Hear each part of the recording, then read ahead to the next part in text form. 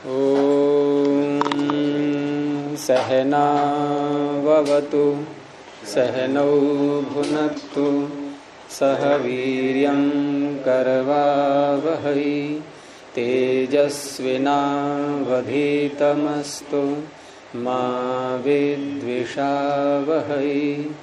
ॐ शान्तिः शान्तिः शान्तिः। प्रथमा वृत्ति की 79वीं कक्षा आप सबका स्वागत है। स्थानी बदादेशो नल विधौ, इस सूत्र को हमने देखा और 8 प्रकार के उदाहरणों में ये देखा गया कि आदेश स्थानी के समान हो जाता है। तो पीछे कोई प्रश्न है किसी का? बोलिए।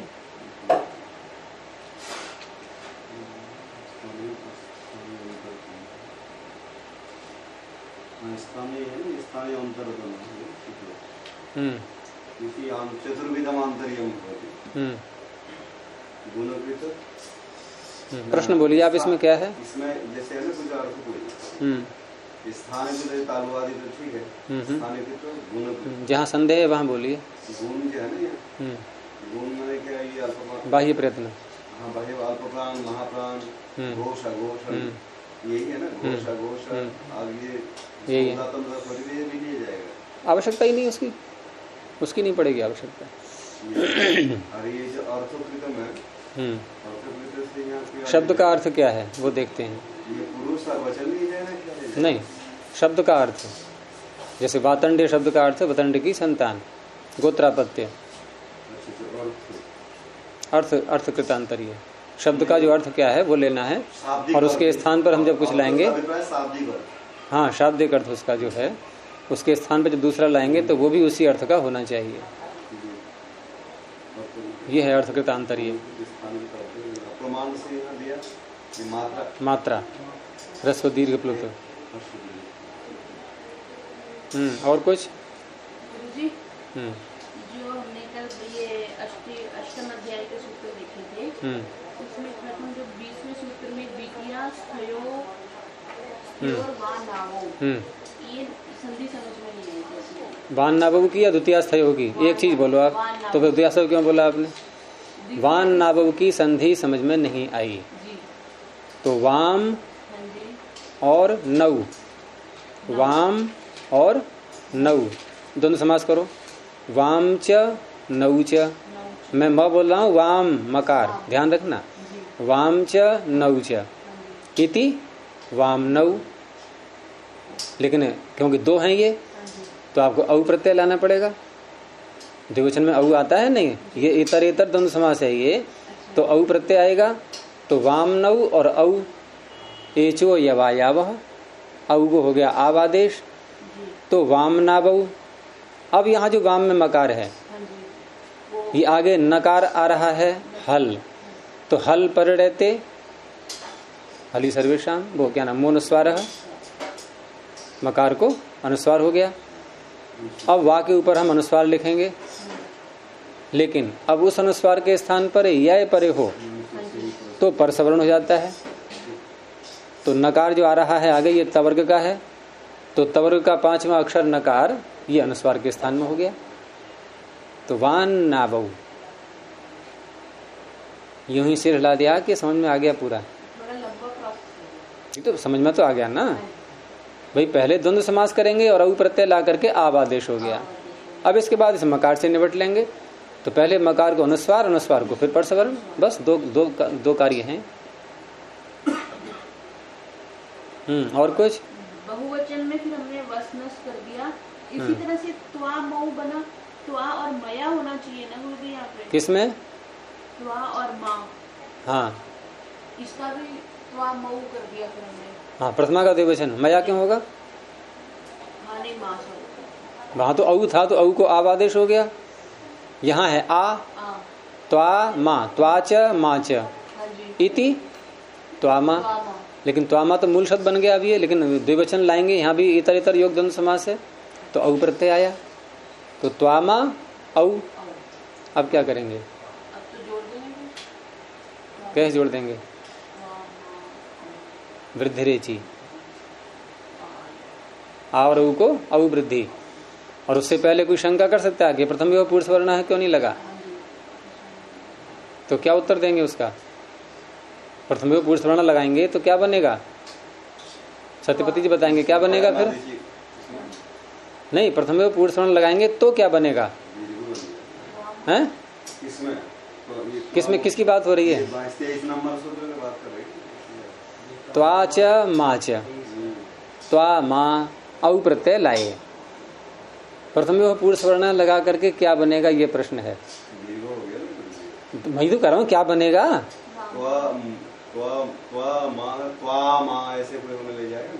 तो आपने दो बार क्यों नहीं, आपने दो बार क्यों बोला त्वा मा त्वा मा? क्यों पहले क्या हर्ष बोला था आपने? पहले आपने त्वमा कहा था, त्वमा के द्वारा में त्वा मा कर दिया। हाँ, तो क्या बना? त्वाच माच इति द्विवचन में क्या बना? नहीं, प्रथम विभक्ति पुरुष वर्ण लगाएंगे तो क्या बनेगा? अच्छा नहीं, बताइए क्या बना? त्वा मा, यही तो बनेगा।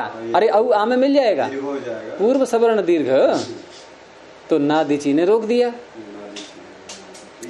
रोक दिया तो फिर वो आ गया वृद्धिरेचि, त्वा मऊ। लेकिन आप तो करेंगे त्वया त्वा मया क्यों नहीं बना?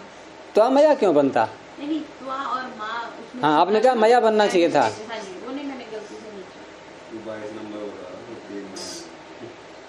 और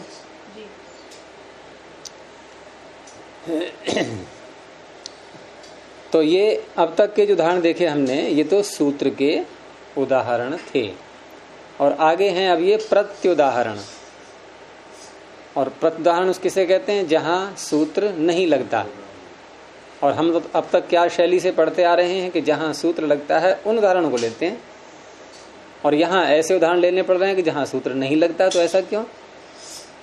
क्योंकि बिना इसको समझे आपको अगला सूत्र समझ में नहीं आएगा। इसके आगे जो सूत्र आने वाला है, अचह परस्मिन पूर्वविधौ, ये सूत्र बिना इसके प्रत्युदाहरण समझे बिल्कुल समझ में नहीं आएगा। क्योंकि वो सूत्र अगला, ये इस सूत्र के अनल विधौ का अपवाद है, अनल विधौ अंश का। पकड़ में आ गया नहीं? तो अनल विधौ को यदि हम नहीं समझ पाएंगे ढंग से, तो उसके अपवाद को भी नहीं समझ पाएंगे। यानी कि जो अनल विधौ इतना अंश जो कार्य कर रहा है, उसको रोकने के लिए अगला सूत्र है। फिर कुछ स्थलों पर वो रोकता है इसके लिए, तो इसलिए यहां पर प्रत्युदाहरण भी इन्होंने दिए हैं। तो प्रत्युदाहरण को हमने 4 भागों में बांटा था समास करके। पहले समास किया था अलह विधि, पंचमी तत्पुरुष, अल से उत्तर विधि। दूसरा किया षष्ठी तत्पुरुष, अलह विधि, अल के स्थान में विधि। तीसरा किया था तृतीय तत्पुरुष, अला विधि, अल के द्वारा विधि। चौथा किया था सप्तमी तत्पुरुष, अली विधि, अल विधि, अल परे रहते विधि। तो पहले लेंगे पंचमी तत्पुरुष का। तो पंचमी तत्पुरुष में क्या अर्थ बनेगा कि अल से उत्तर विधि यदि कहीं हो रही हो तो ये सूत्र आदेश को स्थानीवत है। 2 बातें आ गई। ये कह रहे निषेध करता है, करेगा, आप करें, करेगा। अनल को स्थानीवत करेगा। मेरा वाक्य यही था, अनल को करेगा। मेरा वाक्य यह कि अल से उत्तर यदि कोई कार्य होगा, ठीक है, तो वहां ये सूत्र आदेश को स्थानीवत नहीं करेगा। हाँ, नहीं करेगा, क्योंकि नए तत्पुरुष है अनल विधौ, अल विधौ नहीं है। सूत्र में क्या है? अनल विधौ, यानी कि अल विधि में स्थानीवत नहीं होता। तो हमें ऐसा उदाहरण देखना है अब कि जहां अल से उत्तर कोई कार्य उसका प्रसंग आ जाए। और वहां ये सूत्र यदि कर दे स्थानीवत तो क्या समस्या आएगी? क्यों रोकना पड़ा भाई? तभी तो आएगा समझ में, रोकना क्यों पड़ा है? होने देते, खुली छूट दे देते इसको कि सब जगह कर दे स्थानीवत, तो जहां भी तुझे कर सकता है सब जगह कर दे, तो उसमें अशुद्ध शब्द बनने लगेंगे फिर, तभी तो रोकते हैं। तो इसलिए देखेंगे उदाहरण। अब तो पहला उदाहरण है इसमें द्यौः, ये पीछे बना चुके हैं वैसे हम, लेकिन इस सूत्र का कार्य क्या है उसमें ये देखना है। तो द्यौः उदाहरण में क्या है? दिव शब्द, मूल शब्द क्या है? दिव, और इससे प्रत्यय क्या लाए? सु। और इतना करने के बाद क्या किया था पीछे? आप बताइए, क्या किया था पीछे? दिव सु, क्या किया था?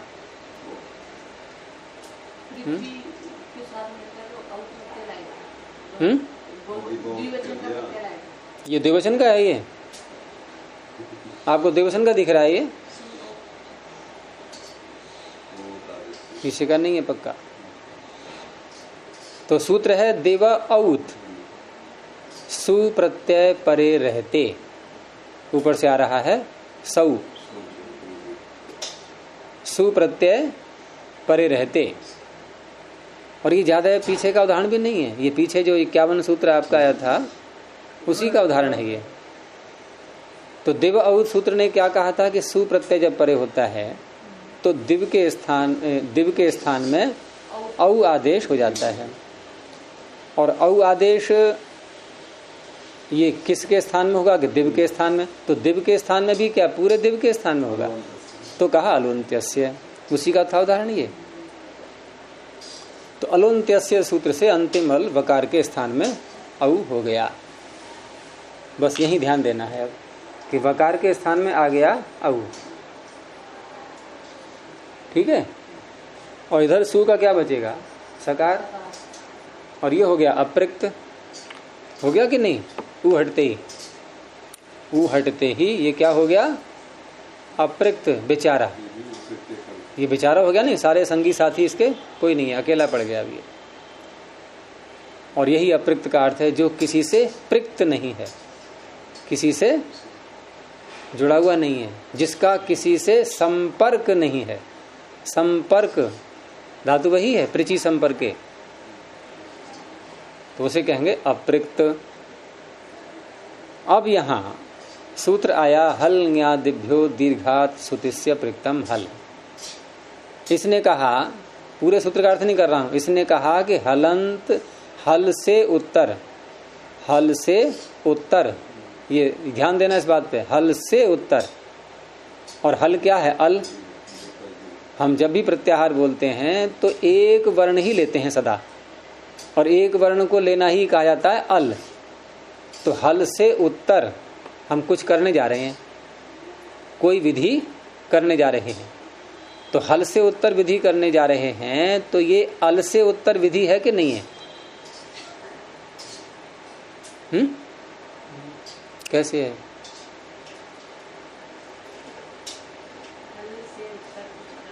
हाँ, तो ये अल से उत्तर ही तो है। अरे हल का एक ही वर्ण तो लोगे आप,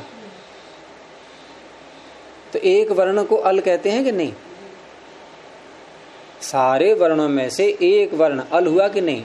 अल में सारे आ गए, उसमें से आप एक किसी को भी पकड़ लो, उसमें से हमने हल को पकड़ लिया। अब हल में हय वर्ण से लेकर के और हल सूत्र तक सारे आ गए, लेकिन ये सारे अल में आ रहे हैं कि नहीं?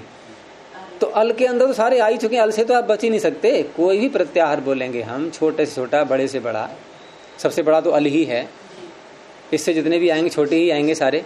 तो सारे छोटे प्रत्याहार अल में समाविष्ट हो गए या नहीं? आप जब भी कोई प्रत्याहार बोलोगे तो वो प्रत्याहार अल में ही आएगा या नहीं? तो हल से उत्तर विधि होने जा रही है सकार का लोप, अप्रक्त का लोप। तो ये अप्रक्त का लोप जो होने जा रहा है, ये अल से उत्तर है कि नहीं है? अल से उत्तर करने जा रहा है ये। लेकिन सूत्र क्या कहता है कि हल से उत्तर, तो ये हल है क्या औ?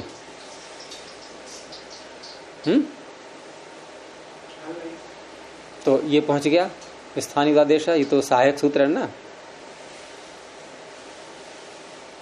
कहीं भी कोई आवश्यकता होती है, जो अच्छे लोग होते हैं पहुंच जाते हैं अपना सहायता करने के लिए। हम आ गए, रुकावट आ रही तो हम हैं, तो हैं, मैं हूं ना।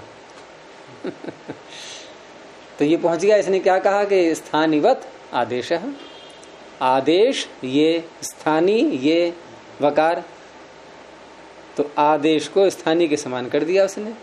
ये हल है कि नहीं है? इसको भी हल बना दिया। ये हल के समान माना जाएगा। हल के समान माना जाएगा तो हलन्यादिभ्यः सूत्र हल से उत्तर सकार का लोप कर देगा कि नहीं है? तो क्या बनेगा? दी और औ, ये तो चला ही गया, और ई को यणादेश कर दो, द्यऊ बन गया रूप। क्या ऐसा ही रूप बनता है? क्या बनता है? द्यौहु शांति ही, द्यौहु विसर्ग आते हैं नहीं, विसर्ग कहां से आएंगे जब इसको गायब कर दोगे तो अशुद्ध रूप बनने लगा। इसलिए पाणिनि को अपने सूत्र में संशोधन करना पड़ा, यानी कि सूत्र केवल इतना ही बनाए स्थानीवद आदेश, बस। आपको प्रसन्नता होगी कि हाँ छोटा सूत्र है, याद करने में सरलता रहेगी। लेकिन द्यौहु कैसे बनेगा? सरलता तो होगी सूत्र याद करने में, छोटा बन गया। तो उसमें और जोड़ा गया अंश अनल विधौ, कि आदेश स्थानीवत तो होता है लेकिन अल विधि में नहीं होता है। और अल विधि के 4 भाग कर दिए हमने, और पहला भाग ले रहे हैं हम कौन सा? अल से उत्तर विधि। तो अल से उत्तर यहाँ विधि हो रही है हलन्यादिभ्यः सूत्र के द्वारा, क्योंकि वो हल से उत्तर सु का लोप करता है, अप्रयुक्त का लोप करता है। तो हल से उत्तर करने का अर्थ अल से ही उत्तर कर रहा है वो। अब ये स्थानीवत नहीं होगा, नहीं होगा तो हलन्यादिभ्यो को ये औ दिखाई देगा, उसको वकार दिखाई नहीं देगा। जब औ दिखाई देगा तो वो लोप कर ही नहीं पाएगा, क्योंकि औ हल में आता ही नहीं। किसको? हलन्यादिभ्यः सूत्र हल से उत्तर अप्रयुक्त सकार का लोप करता है, लेकिन यहाँ हल है नहीं। तो स्थानीवदादेश, इतने सूत्र ने, अगर अगला अंश हटा दें, उसने इस आदेश को स्थानीवत कर दिया। अच्छा, हल से उत्तर कर रहा है वो, तो हल में कितने वर्ण देखेगा वो सूत्र? एक बार में एक ही देखेगा। तो एक को देखने का मतलब अल, एक बोलते ही अल आ जाता है, क्योंकि अल में कोई ऐसा एक वर्ण रहा ही नहीं जो बच गया हो, सारे आ गए उसमें। आप जब भी किसी एक वर्ण को लेंगे अल में तो आ ही गया वो। तो हल से उत्तर लोप करना, ये अल से उत्तर लोप करना ही हो गया। अल का अंदर हल भी समाया, हल आ गया, है ना? हल से उत्तर लोप करना, ये अल से उत्तर ही लोप करना हो गया। तो ये अल से उत्तर विधि हो रही है, इसलिए स्थानीवत नहीं होगा। अनल विधौ, अल विधि में स्थानीवत नहीं होता है, यानी अल से उत्तर विधि करने में। ये स्थिति तो हर जगह हो जाएगी। आप दो उदाहरण आप पीछे के लाओ, अस्तेर भू में लाओ, आप मुझे घटा के दिखाओ। अस्तेर भू, अस के स्थान पर भू किया, ठीक है? नहीं, आप करो परिश्रम को। अस के स्थान पर भू किया, तो अस के स्थान पर भू करने में यहाँ अस में कितने अल हैं? 2, और उनके स्थान पर भू किया है हमने, ठीक है? और भू में भी 2 अल हैं। तो एक वर्ण का जब कोई विधि होती है तब कहते हैं उसको अल विधि। 2 वर्णों की हो तो नहीं, तो वो अल विधि नहीं है, वहां कर दिया स्थानीय। यहाँ एक ही वर्ण के स्थान में ये अव हुआ है, लेकिन उसको नहीं ले रहे हैं अभी अलह विधि नहीं चल रहा है, ये षष्ठी तत्पुरुष नहीं ले रहे हैं। आप ये मत देखना कि एक वकार के स्थान में अव हुआ है इसलिए अल विधि है, ये नहीं। ये जो सकार का लोप करने वाला कार्य है, ये विधि, ये अल से उत्तर हो रही है, ये अल से उत्तर हो रही है। अब मान लो कोई हमें धातु ले लें पूरी हम कोई, और उससे उत्तर बोलें कि भाई इस प्रत्यय का, जैसे अधि प्रभृतिभ्यः शपः, कि अद धातु से उत्तर शप का लुक हो जाता है, ठीक है? अब ये जो शप का लुक कर रहे हैं, ये अद से उत्तर जो कर रहे हैं, ये अल विधि है क्या? क्या अद के दकार से उत्तर मान करके हम शप का लुक कर रहे हैं? अधि प्रभृतिभ्यः शपः से क्या मान के कर रहे हैं?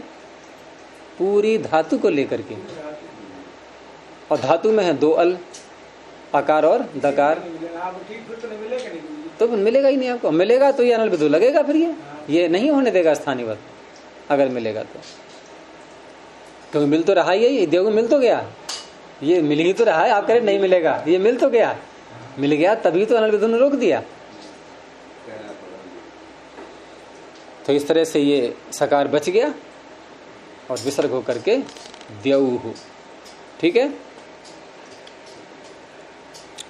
ये एक उदाहरण हो गया इसका, पंचमी तत्पुरुष मान करके। एक और दे देते हैं समझाने के लिए। अगला शब्द है पथिन। बनाना क्या है हमें? पंथाः, एक वचन में। नहीं, ये दूसरे का उदाहरण है, इसका तो हो गया। ये हो गया आपका ये हो गया पंचमी वाला अलह विधि, वो षष्ठी का है। अल के स्थान में विधि। अब अंतर देख लेना दोनों में क्या है, पंचमी और षष्ठी का। अब शब्द क्या है? पथिन।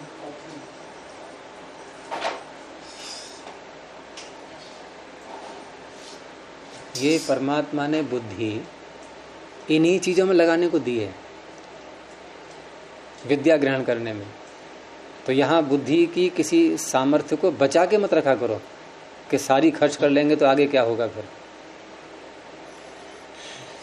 ठीक है ना? ये बात हमने सबको बताई नहीं थी जब देव बनाया था। फिर आप ये कहोगे कि ये बातें तब तो बताई थी, अर्जुन पढ़ा रहे थे। अरे क्रम से आएंगी सारी बातें, धीरे धीरे एक एक रहस्य खुलेंगे। जितना जिस क्रम से बताया है जैसे, वो तक तो कठिन पड़ रहा था आपको, और ये भी सारी बातें मैं डाल देता उसमें। आप कहते आज तो मेरे कुछ भी समझ में नहीं आया, वो अच्छा लगता है फिर। अरे हर चीज का समय होता है, अभी तो कितनी चीजें निकलेंगी इसमें। और जब महाभाष्य में पहुंचोगे तो कितनी बारीकियां आएंगी, आप कल्पना नहीं कर सकते उसकी। हैं? और फिर पहुंचोगे वाक्य पद्धति में तो लगेगा कि हो क्या रहा है ये सब, ये हमने पढ़ा क्या अब तक, ये तो कुछ और ही बातें निकल रही हैं अब। और जब असंप्रज्ञात लगेगी तो ये सारा संसार ही आसार हो जाएगा फिर, जिसमें रम रहे हैं हम लोग। कितना रम रहे हैं, कितने अच्छे लगते हैं ये मोबाइल में जब व्हाट्सएप देखते हैं तो पथिन और सु, यहाँ भी ऐसे ही है। अरे ये तो एकदम सूख जाता है, हवा लगती है। तो पथिन के आगे भी हम सुप्रत्यय लाए, ऐसे ही जैसे दिव्य शब्द के आगे लाए थे। और वहाँ सुपरे रहते, प्रकरण वही है, आप निकालो उसको 7वें अध्याय के पहले पाद में। अभी दिव्य औत लगाया था नहीं, उसी प्रकरण में देखो आप, दिव्य औत था दूसरे कॉलम में नीचे। और अर्थ क्या किया था दिव्य औत का? सुप्रत्यय परे रहते दिव्य के स्थान में औ आदेश हो जाता है। तो सुप्रत्यय परे रहते ये अर्थ कहाँ से आया? हाँ, सौ अनडुह, सौ वहां से चल रहा है और ये आगे भी जा रहा है, अभी आगे पहुंच गया। पथिमत्थ ऋभुक्षाम आत, यहां भी आ गया। अब क्या बनेगा सूत्र का अर्थ? पथिन, मथिन और ऋभुक्षिन। तो पथिन, मथिन और ऋभुक्षिन, इनके स्थान में क्या हो जाता है? आकार। ठीक है, जैसे वहां क्या था? औत, यहाँ क्या है? आत, है ना? तो ये आकार ले लिया गया। कब होता है? सुपरे रहते। तो ठीक है, सुपरे है तो क्या कर दिया? क्या कर दिया? अब किसको होगा ये आत? जैसे दिव्यौत में जब वकार को औ किया था तो किसको हुआ था? अलोन्त्यस्य। यहाँ भी वही बात है। तो अंतिम अल क्या है इसमें? नकार। तो नकार को क्या हो गया? औ। तो आ, तो ये बन गया आ, और इधर क्या है? सु, सु का सकार।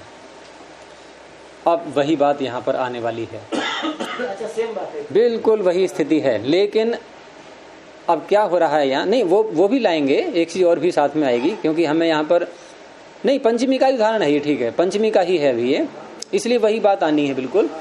तो यहाँ भी यदि ये नकार जो स्थानीय है और इस आदेश को भी इसके समान कर दिया जाए तो ये क्या बनेगा? हल। हल माना जाएगा ये। और हल से उत्तर हल से उत्तर सकार का लोप हो जाएगा। क्या बनेगा फिर? अगला कार्य भी तो होगा। पथी आओ ये ऊंची लेकर के पत्थर बनेगा। हैं? नहीं और भी कुछ कार्य होते हैं इसमें। 2 कार्य और होते हैं। एक तो ये इकार जो है ना, ये इसको आकार होता है। देखो सूत्र यहीं पास में मिलेगा आपको। इसके अगला देखो क्या है। क्या है? इतः इतः अत, इकार के स्थान में अकार। किनके किनके इकार के स्थान में? परे रहते हैं वो तो। मैं कह रहा हूँ किनके स्थान में कि सर्वनाम स्थान के स्थान में? सप्तमी है उसमें तो। इकार के स्थान में। किनके इकार के स्थान में? ऊपर सूत्र देखो ना। पथिन मथिन विभुक्षिन, इनमें जो इकार है उसके स्थान में तो क्या बन गया? पथन। पथ आ, ई को क्या हो गया? अ। इतः अत, पथ आ। अब जो था है आपका फिर अगला देखो सूत्र। सब क्रम से ही हैं। ये जो थी को था बना लिया हमने, ई को आ करके, इस था को क्या हो जाएगा? अंथा।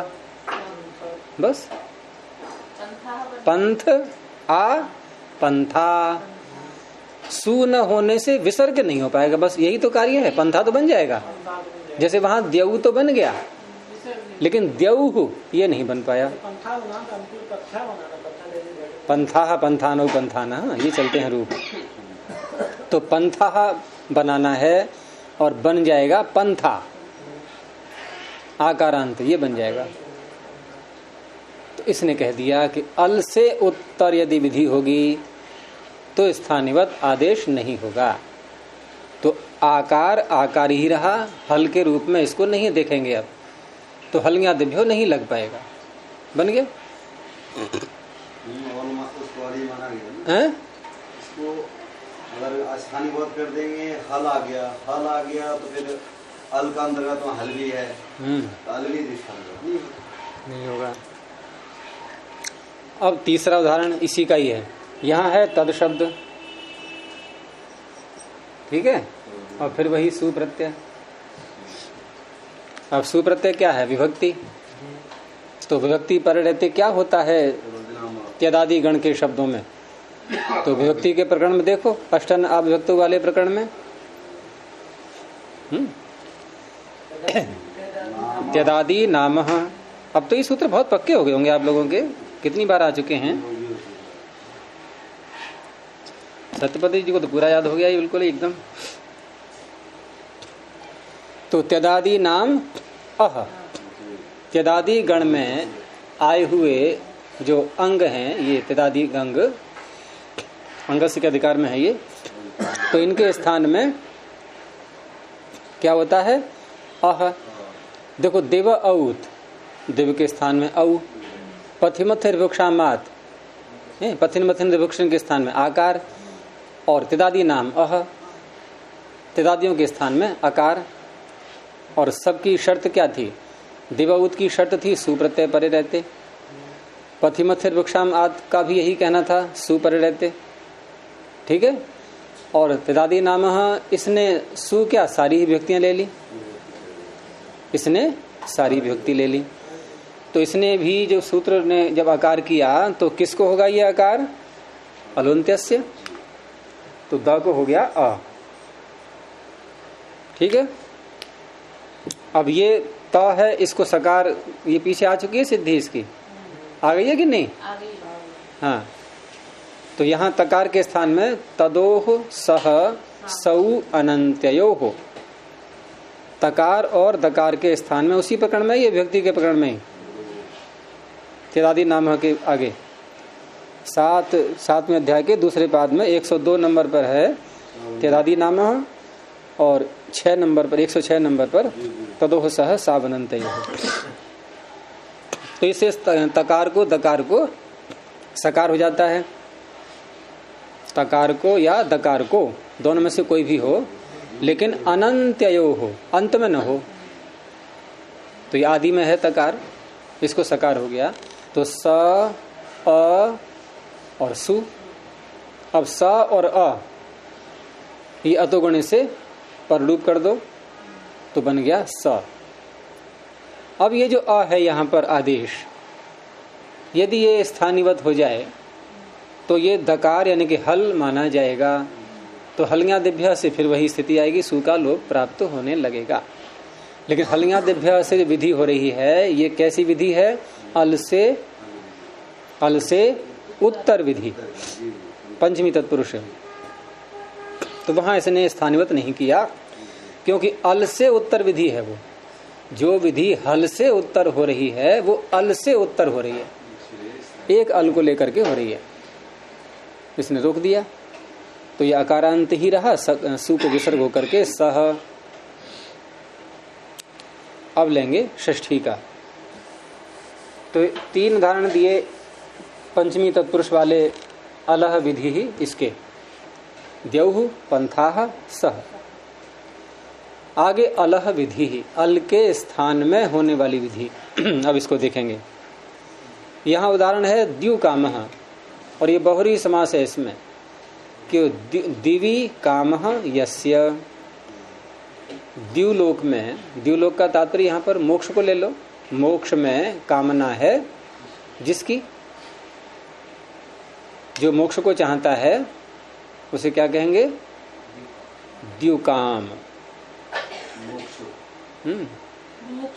तो अपना नाम आप बदल सकते हो, द्युकामा। सु की जगह लगा दो द्यु, मोक्ष की कामना वाली।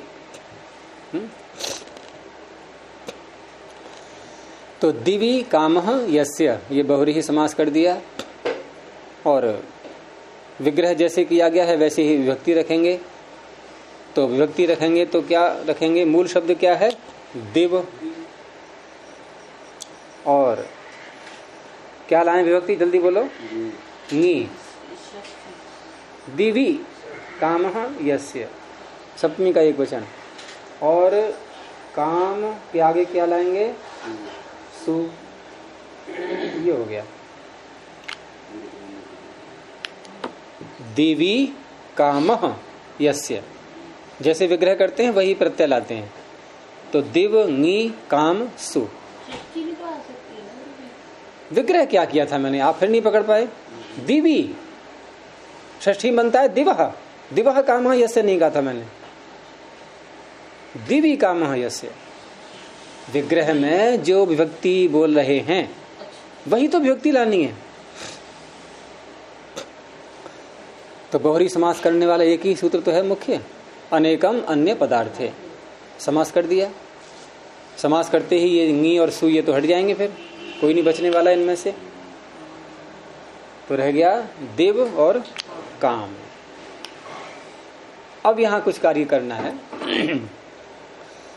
तो यहां भी सूत्र, पहले आपने सूत्र क्या लगाया था द्यौः बनाते समय? दिव औत, दिव औत। अब थोड़ा सूत्र को बदल दो, औ की जगह बोलो उ। तो क्या बनेगा सूत्र? वाह भाई वाह। देव औत, औ की जगह मैंने उ कहा था। हाँ तो पूरा बोलो ना सूत्र। हाँ ये बन गया देव उत। छठे अध्याय में निकालो, पहले बाद में ही है ये 127।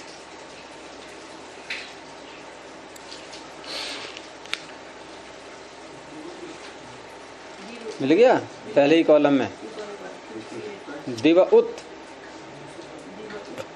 127।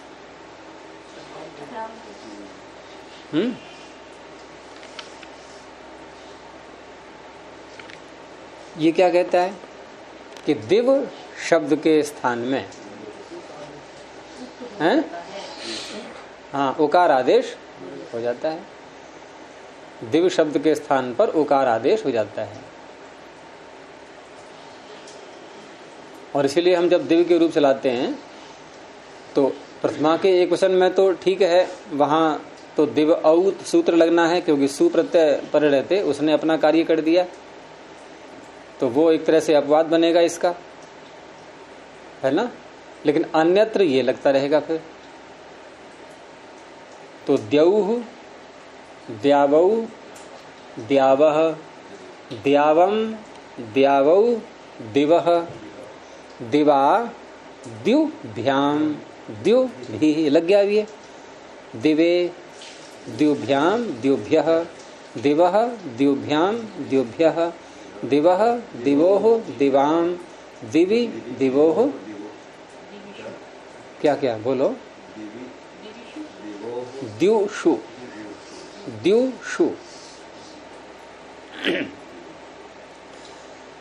तो ऐसे ही यहां पर इसने दिव उत सूत्र ने यहां दिव के स्थान पर उकार किया, और दिव के स्थान पर जब उकार किया तो अलुन्त्यस्य के नियम से वकार को उ हो गया। ठीक है, आगे काम शब्द है ये। दी उ काम, समझ में आ गया। दी उ काम। अब ये काम में जो ककार है ये वल प्रत्याहार में आता है या नहीं? तो वल जब परे होता है और इस उ को मान लें हम स्थानीवत से वकार, तो लोपो व्योर वली, वल परे हो तो वकार का और यकार का लोप हो जाता है। तो लोपो व्योर वली में व्योह में विभक्ति कौन सी है यजदेव जी? कौन सी विभक्ति है? लोपो व्योर वली, व्योह में षष्ठी का द्विवचन।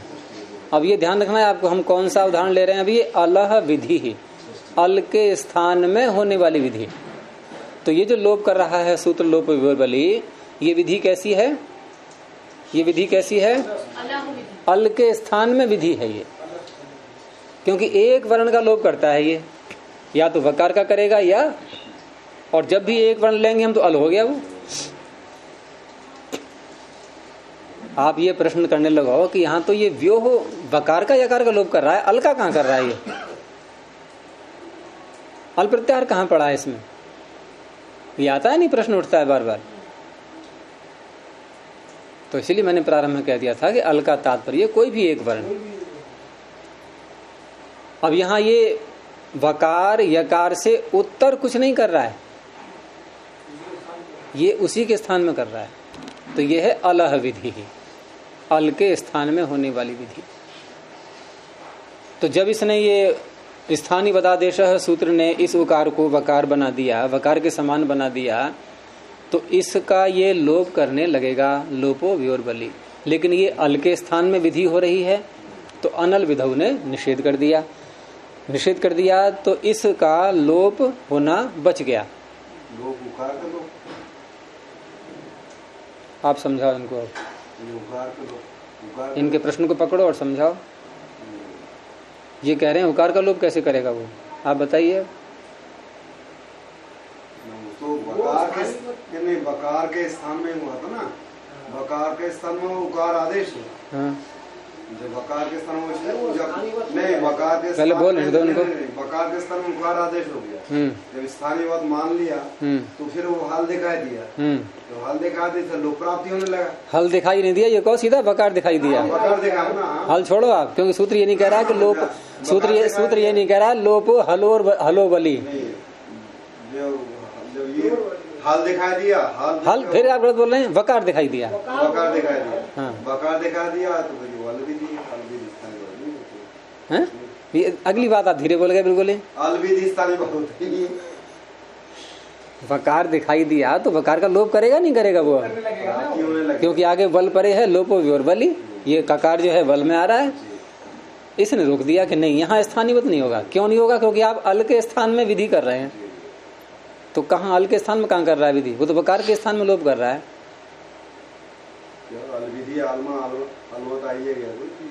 कौन?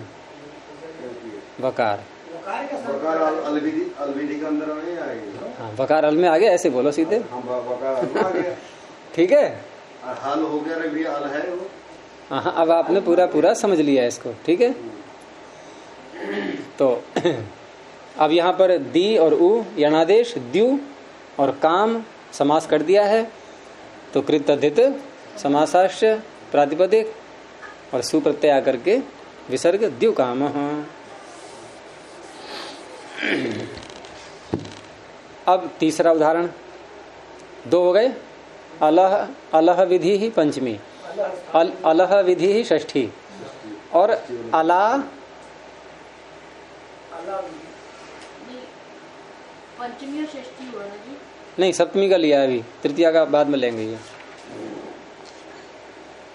तृतीया का बाद में, ठीक है। अब सप्तमी वाला लिया, अली विधि, अल परे रहते विधि। अब आपको पीछे का भेद तो समझ में आ ही गया। अल से उत्तर विधि, हलिया दिभ्यो कर रहा था, क्योंकि हलिया दिभ्यम पंचमी का बहुवचन है, लोपो विर्बली में षष्ठी व्यक्ति है, और अब कौन सी आनी चाहिए? सप्तमी आनी चाहिए, अली विधि। तो इसका उदाहरण क्या है? किम शब्द से क्या बनता है प्रथमा के क्वेश्चन में? तो शब्द मूल क्या है? किम, और आगे सु प्रत्यय। क्या करेंगे? क्या करेंगे? फिर पहुंच जाओ वहीं अष्टन आ विभक्तौ, विभक्ति के प्रकरण में। और त्यदादि नामः, क्या कहता है ये? त्यदादियों को अकार, लेकिन उसका अपवाद बैठा हुआ है, किमह कह, उसी के आगे है। त्यदादि नामः के आगे किमह कह, क्या अर्थ बनेगा? किम के स्थान में क आदेश। कब? कब? विभक्ति परे रहते, परे है विभक्ति, तो किम को क्या हो गया? क। बस यही ध्यान रखना है अभी, ठीक है। अब सु प्रत्यय आगे है, तो सु का क्या करेंगे हम? भाई विसर्ग ही तो करेंगे आगे, रेफ इत्यादि करके, लेकिन विसर्ग तो नहीं पहुंचेंगे पहले, क्योंकि हमें इसके आगे एक शब्द और लिखना है, इष्ट। इष्टः, इष्ट से सु प्रत्यय लाके इष्टः बना लिया है। तो का और ये सु का ऊ हट के सकार, सकार को रू, रू का रेफ कर, और आगे इष्ट। समझ आ गया? अब क्या ये इसको जो है क्या हम विसर्ग कर सकते हैं? हैं? क्यों नहीं कर सकते? पदांत नहीं, तो पदांत में होते हैं विसर्ग। सूत्र का बिल्कुल अर्थ बदल गया। खरवसानयोर विसर्जनीय, खर परे हो या अवसान परे हो, इसमें पदांत शब्द है ही नहीं कहीं भी। तो ना तो खर परे है और न ही अवसान परे है, ऐसे बोलेंगे। अवसान नहीं है, तो अवसान होता तो क्या लिखा होता है यहाँ पर? कुछ नहीं होता। तो ऐसे बोलो कि ना तो खर परे है और न ऐसी स्थिति है कुछ भी परे नहीं है। मैं अवसान खोल रहा हूँ कि अवसान से आप लिखो कि यहाँ अवसान शब्द लिखे हैं हम आगे, और तब इसको विसर्ग करें कि देखो ये खर परे है और ये अवसान परे, तो अवसान भी लिखना पड़ेगा ना पहले। अवसान और पदांत में नहीं, तो इसलिए अवसान का अर्थ पाणिनि ने स्पष्ट कर दिया, विरामः अवसानम।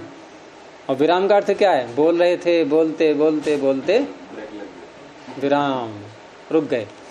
हम लोग क्या करते हैं विराम का अर्थ? ये विराम का अर्थ नहीं है, ये उसका संकेत है कि आगे अब तुम्हें नहीं जाना है, ये अवरोध हो गया, आगे नहीं बोलना है। अब जो हम लगातार बोल रहे थे ये रोक दिया, ठीक है ना, रेखा खींच दी,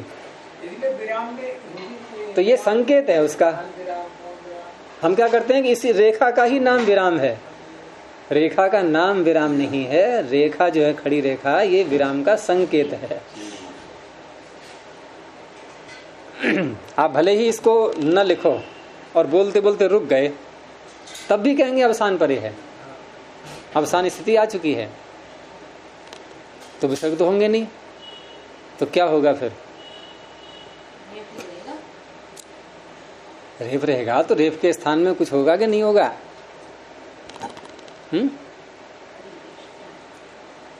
रेफ के स्थान में क्या होता है?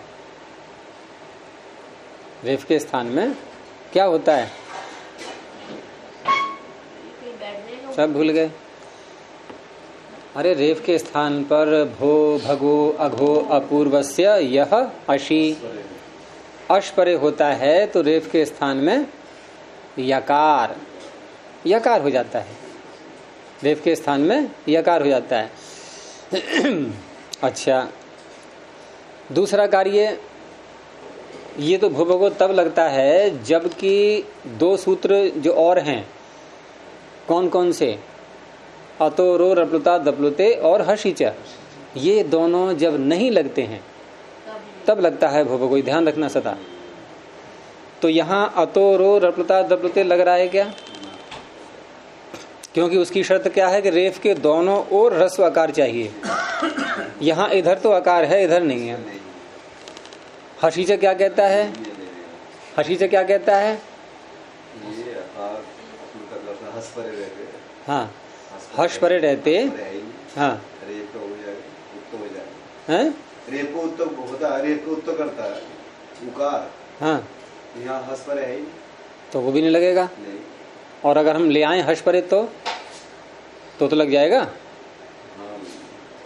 अगर हम कोई ऐसी जो है जुगाड़ लगा लें कि इस ई को जो है हम थोड़ा तोड़ मरोड़ करके इसको हर्ष बना दें तो लग जाएगा कि नहीं? तो ऐसा ही करेंगे अब हम।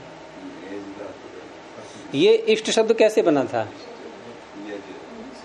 यज धातु से निष्ठा प्रत्यय किया था, ठीक है।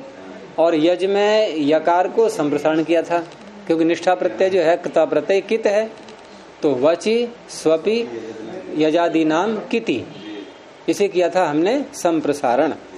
और संप्रसारण करके यकार को बनाया था ई, और या में अ भी है, वो असंप्रसारण च से उसी ई में मिल गया। तो ये जो ई है ये किसके स्थान में हुआ?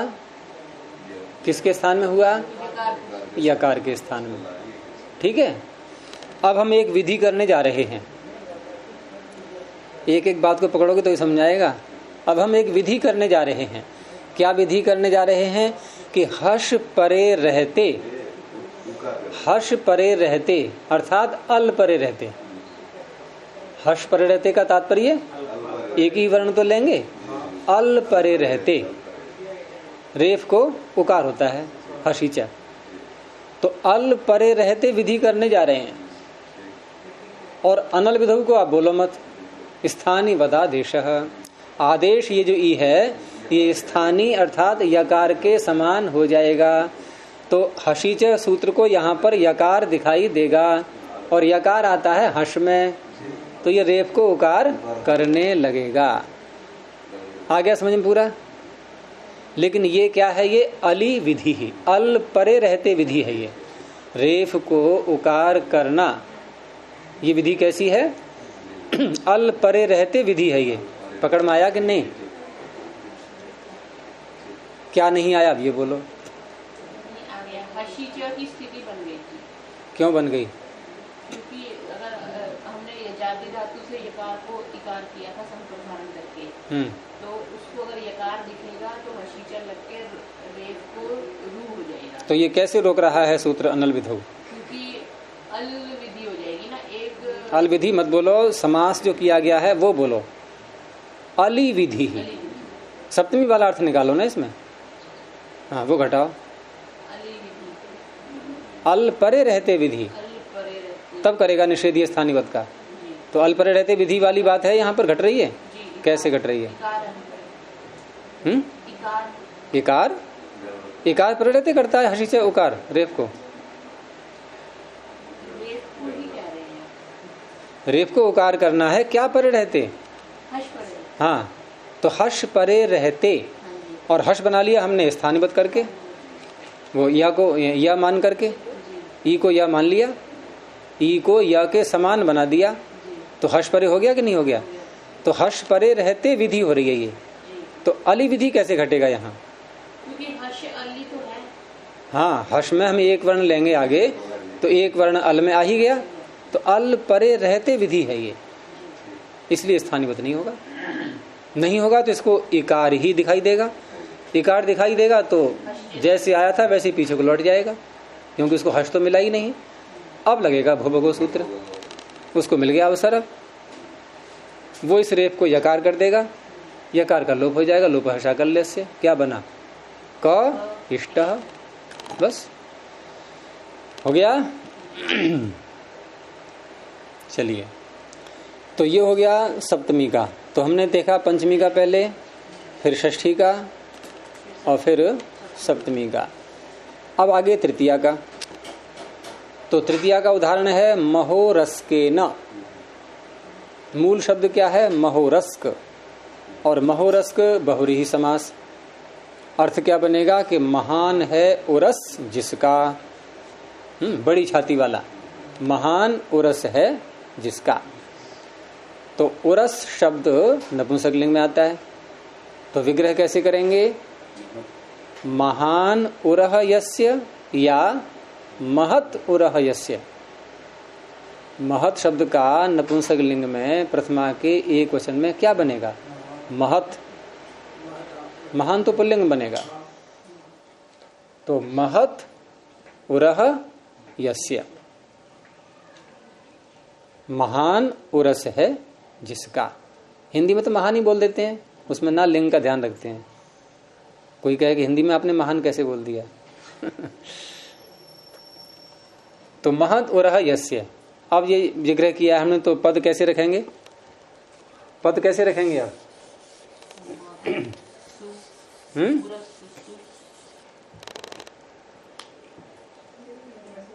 क्या रखेंगे? हाँ, महत शब्द है मूल, महत सु और उरस और सु किससे करेंगे समास?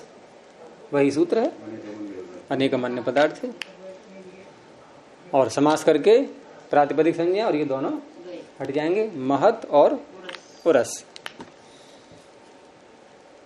अब यहां बहुव्रीहि समास जब करते हैं तो बहुव्रीहि समास में हमें एक अन्य छूट भी मिल जाती है कि हम कप प्रत्यय भी कर सकते हैं यदि चाहें तो। और ये समास करने के बाद जो प्रत्यय आते हैं, इनका प्रकरण क्या बताया था मैंने? 5वें अध्याय के 4थे पाद में प्रकरण है समासांताः। 3रे कॉलम से प्रारंभ हो जाता है और 5वें अध्याय के अंत तक जाता है। समासांताः यानी समास के अवयव बनने वाले प्रत्यय। उसी में सूत्र है फिर अंत में, जहां पाद की समाप्ति हो रही है उसमें 3रे कॉलम में ऊपर को उरह प्रभृतिभ्यः कप, उससे हो गया कप प्रत्यय। ठीक है, तो ये कप कहाँ आएगा? इधर आएगा सबसे अंत में, यानी महत उरस कप। कप का क बचेगा, महत उरस क। अब ये जो महत शब्द है, इस महत शब्द के स्थान में, तकार के स्थान में, अलुअंत्य से लगा करके तकार के स्थान में आकार आदेश करना है। और ये आकार आदेश जब होता है जबकि उत्तर पद में कुछ परे हो, तो हमें कौन से प्रकरण में जाना होगा? उत्तर पद के प्रकरण में, 6ठे अध्याय का 3रा पाद। और उत्तर पद परे क्या है? यहाँ पर उरस, महत के आगे उरस है ये। तो सूत्र है 6ठे अध्याय के 3रे पाद का 45वां, आन महतः समानाधिकरण जाति ययोः। अर्थ बहुत सरल है, महतः आत, महत के स्थान पर आकार हो गया, आन महतः। ये आत है, आत आत महतः, महत के स्थान पर आकार। सूत्र नहीं मिला आपको? 45। तो महतः आत, महत के स्थान पर आकार आदेश होता है। कब होता है? तो 2 बातें बताई कि या तो समानाधिकरण वाची शब्द कोई परे हो, उत्तर पद, अथवा जातीय परे हो। जातीय प्रत्यय का नाम है, प्रत्यय होता है जातीय। तो या तो समानाधिकरण कोई शब्द परे हो अथवा जातीय परे हो। यहाँ जातीय तो है नहीं, ये समानाधिकरण है। ये कैसे है समानाधिकरण? किसे कहते हैं समानाधिकरण? एक ही व्यक्ति है जिसकी महान, एक ही वस्तु को कहने वाले दो शब्द। आपने कहा एक ही व्यक्ति है, गलत बोल दिया आपने। एक ही छाती है, उसी को महत कह रहा है, उसी को उरस कह रहा है। हाँ, एक ही वस्तु में दो शब्द अपनी प्रवृत्ति कर रहे हैं। तो समान अधिकरण है जिनका, तो कम से कम दो तो होंगे ही, इसलिए मैंने कहा था। तो दो शब्द हैं, महत और उरस, और दोनों का अधिकरण एक है। वो क्या है? छाती, उरस, हृदय। तो वो महान है। तो ये समानाधिकरण वाची शब्द उत्तर पद परे है, इसलिए महत शब्द के स्थान में आकार आदेश हो गया। अलवंत्य से लग करके तकार को आ हो गया। मह आ उरस, ठीक है। अब ह में अ और ये आ, अकह सवर्णे दीर्घ, दीर्घ हो गया। तो क्या बन गया? महा।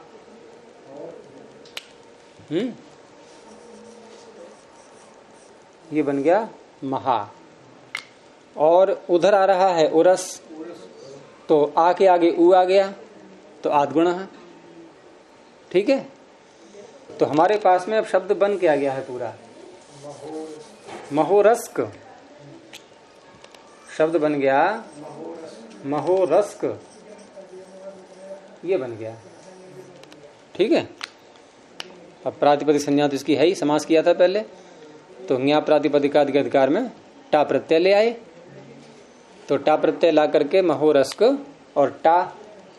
अब टा के स्थान में क्या करेंगे? अकारांत है ये अंग, अकारांत अंग से उत्तर टा के स्थान में क्या होता है? टा ngसी ngसामी नात्स्याह। टा के स्थान पर हो गया, क्या हो गया? क्या हो गया? इन,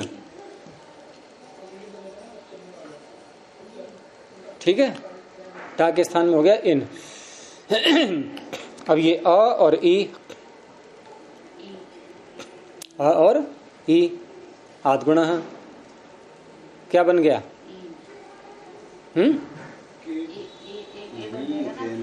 आद्गुण लग करके महोरस के न।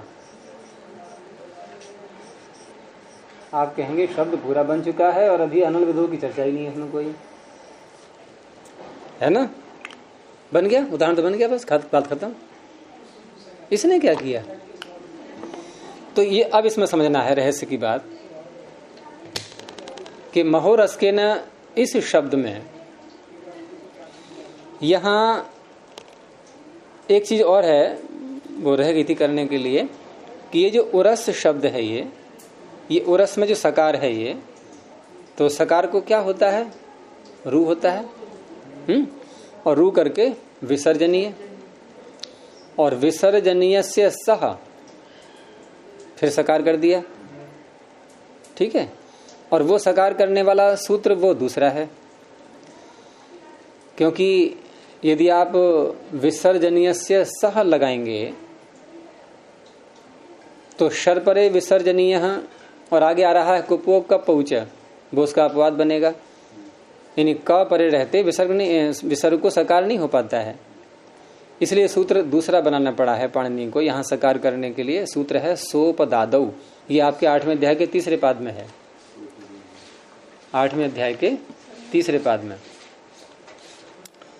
और वहां सोपदादौ सूत्र 8वें अध्याय के 3रे पाद में, और ये है 38 संख्या पर, मिल गया कॉलम के ठीक नीचे 3रे कॉलम में। इसी कुपोक का पहुँच के नीचे देखो, उसी का है ये अपवाद एक तरह से, क्योंकि कुपोक का पहुँच उपधमानीय जिह्वामूलीय करता है और विसर्जनीय करता है, यानी कि विकल्प से करता है ये जिह्वामूलीय उपधमानीय। तो एक पक्ष में विसर्जनीय ही प्राप्त होता है, लेकिन इसने निषेध कर दिया। इसने कहा नहीं, यदि अपदादौ पद के आदि में, अपदादौ पद के आदि का निषेध हो गया ना, कि अपदादौ यदि पद के आदि में नहीं है ये सकार जो विसर्ग था, ये कहाँ था? ये के बीच में, पद के अंत में। पद के अंत में उरस पद है, एक नहीं है। समास में प्रत्येक शब्द एक एक पद होता है अलग अलग। तो अपदादौ, अपद के आदि में, पद के आदि में न हो ऐसा यदि विसर्ग आता है तो उसके स्थान में सकार हो जाता है कवर्ग पवर्ग परे रहते। ऊपर से आ रहा है कुप्पो, ठीक है, सप्तमी का द्विवचन, कवर्ग पवर्ग परे रहते। तो इसने कर दिया विसर्ग के स्थान में सकार, बस यही ध्यान देने की बात है। इसने क्या किया, विसर्ग के स्थान में सकार। इतना समझ में आ गया? नहीं आया?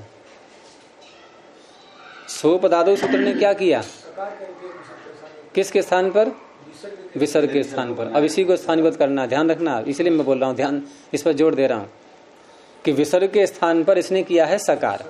अच्छा, अब यदि हम इस सकार को विसर्जनीय मान लें स्थानीवत से, आदेश स्थानीवत होता है, तो ये सकार इसको हम क्या मानेंगे अब, विसर्जनीय।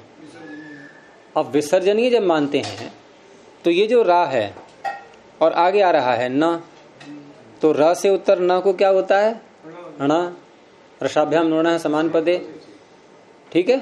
और ये पूरा एक पद है, ये सुप्तिगंतम पदम, पूरा एक ही पद तो है ये। अच्छा, अब रेप के आगे तुरंत तो आ नहीं रहा है, बीच में व्यवधान भी आ रहे हैं। तो व्यवधान कौन कौन से स्वीकार किए गए? अट, कवर्ग, पवर्ग, आंग और नुम। अट, कवर्ग, पवर्ग, आंग और नुम। ये जो क में ए है ये किस में आ गया, अट में। ककार किस में आ गया, कवर्ग में। इसको छोड़ो, अभी र के आ बाद में अ है ये किस में आ गया, अट में। केवल एक बीच में सकार डाल रहा है व्यवधान ये, और सकार को मान लिया हमने विसर्ग। तो अट, कवर्ग, पवर्ग, आंग, नुम, क्या इसमें कहीं विसर्ग भी शब्द है?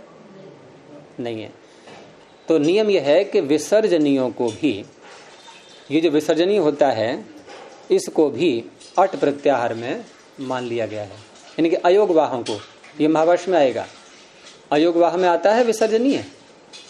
अयोगवाह में जो 8 आते हैं अयोगवाह, उनमें विसर्जनीय भी है। तो अयोगवाहों को, यानी कि विसर्जनीय आदि जो प्रत्याहार हैं ये सारे, इनको अट प्रत्याहार में मान लिया गया, ठीक है। अट प्रत्याहार में माना जाने से ये विसर्जनीय भी व्यवधान नहीं डालेगा, रुकावट नहीं डालेगा।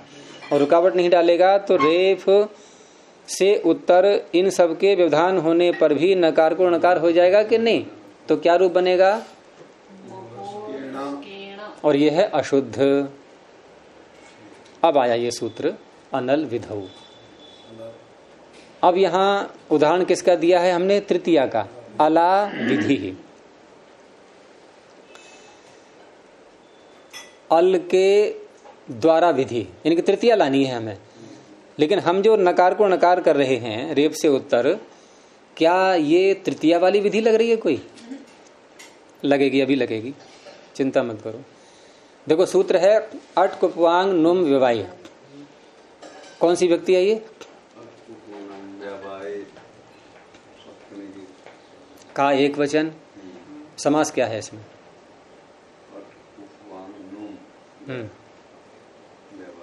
हाँ, इनके द्वारा व्यवधान होने पर। तो अट कुप्वांग नुमा व्यवायः इति अट कुप्वांग नुम व्यवायः तस्मिन अट कुप्वांग नुम व्यवाये।